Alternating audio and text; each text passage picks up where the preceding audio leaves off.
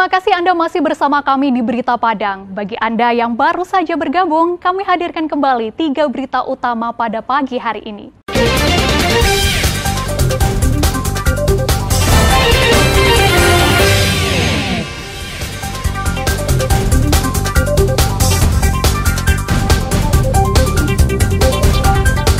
Jemaah Satariyah di Padang melaksanakan Salat Idul Adha pada Selasa pagi.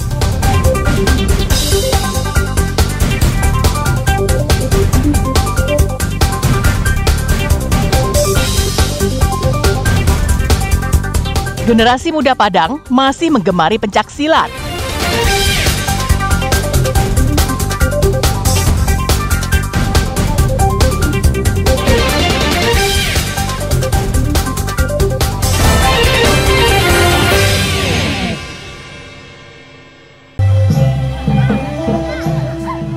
Silat merupakan olahraga tradisi yang digemari berbagai kalangan, termasuk di dalamnya para remaja.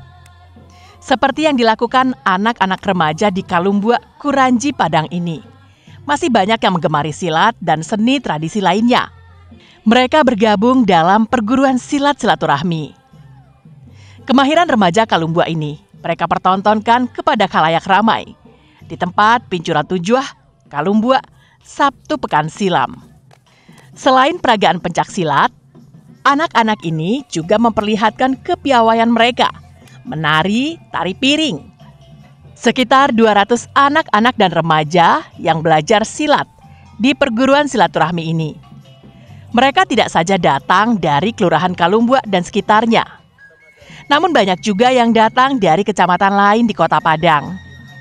Karena pencak silat itu adalah bela diri dari asal Indonesia, dan pencak silat tuh bela dirinya tuh nyambung ke diri Nada pribadi, karena pencak silat itu tuh benar-benar melihatkan nilai keseniannya, kekerasannya ada juga di sana.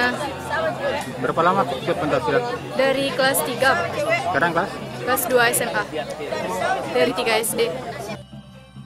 Warga yang menonton atraksi tersebut menyatakan kekagumannya terhadap animo anak-anak dan remaja yang tetap menggemari pencak silat dan kesenian tradisional.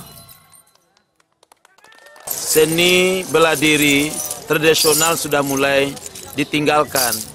Tidak banyak lagi digandrungi oleh generasi muda. Tapi ketika kita hadir di perguruan silat silaturahmi daerah Kuranji ini, Kampung Rapak ini seolah-olah kita memotivasi lagi. Insya Allah ini membuktikan bahwa potensi, kemauan, semangat anak-anak ternyata masih cukup besar. Perguruan silat tradisi ini tak memiliki tempat latihan yang layak. Jika hujan, maka latihan ditiadakan. Mereka berharap mendapatkan bantuan dari pemerintah agar mereka bisa berlatih secara rutin. Laude Juhardio Anse melaporkan dari Padang.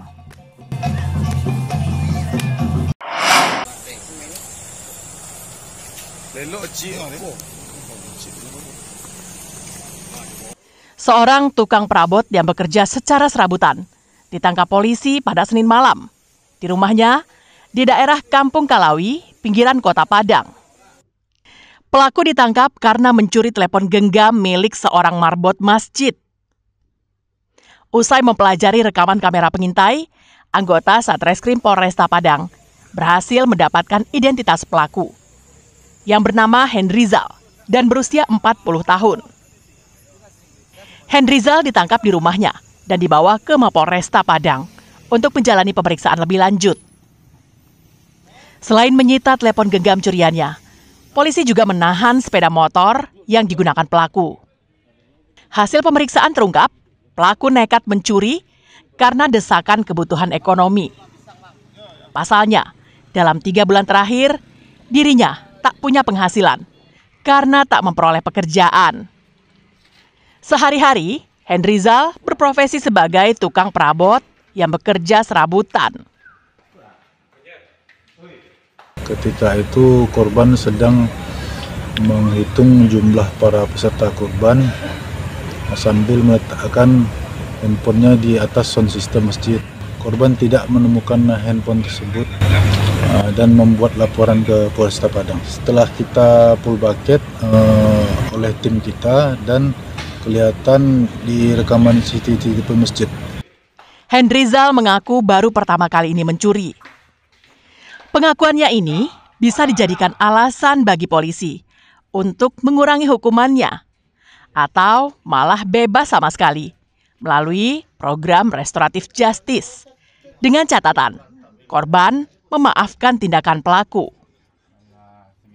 Jika tidak, maka Hendrizal akan menginap di penjara dalam kurun waktu yang lama karena dijerat polisi dengan pasal 363 KUHP tentang pencurian dengan ancaman hukuman penjara di atas 5 tahun.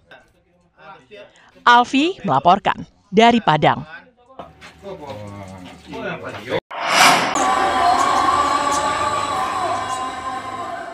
Empat tukang jagal yang bersenjata tajam mendatangi Mapolsek Kota Tangah usai salat Id pada Selasa pagi. Meski bersenjata, polisi tidak bertindak dan menghentikan langkah mereka.